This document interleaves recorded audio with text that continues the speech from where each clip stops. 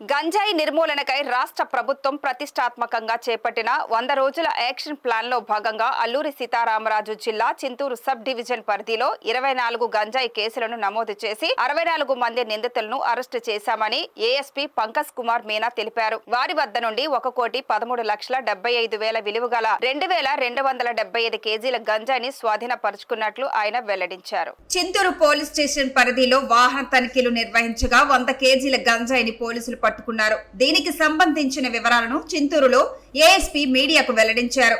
ఒడిశాలోని కుర్మనూరు నుండి మహారాష్ట్రకు 100 కేజీల గంజాయిని స్విఫ్ట్ కారులో అక్రమ రవాణా చేస్తున్న మహారాష్ట్రకు చెందిన స్వప్నిల్ రాతిలాల్ కోహ్లీ, ఆకాష్ విలాస్ చవాన్లను అదుపులోకి తీసుకున్నట్లు ఏఎస్పీ తెలిపారు.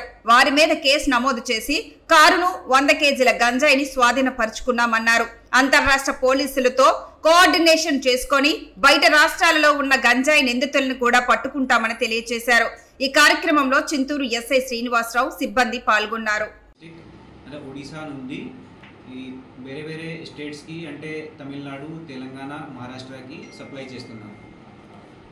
సో ఈ స్టేట్ ఒడిశా స్టేట్ గవర్నమెంట్తో పాటు కోఆర్డినేషన్ చేసి మేము ఈ అబ్స్కాండింగ్ అక్యూజ్ని అరెస్ట్ చేయడానికి ప్రయత్నం చేస్తున్నాము. రెగ్యులర్గా వెహికల్ చెకింగ్ ఇంకా సీసీటీవీ కెమెరాతో పాటు మన ప్రయత్నం ఎలాగీ 100 days యాక్షన్ ప్లాన్లో ganja eradication almost we are trying to eradicate as of now. And ఈ అబ్స్కాండింగ్ అక్యూజ్ గురించి మేము ఒక స్పెషల్ టీం కూడా పెట్టాము. స్పెషల్ టీమ్ ఈ అబ్స్కాండింగ్ అక్యూజ్ని అరెస్ట్ చేయడానికి ప్రయత్నం చేస్తుంది. Thank you.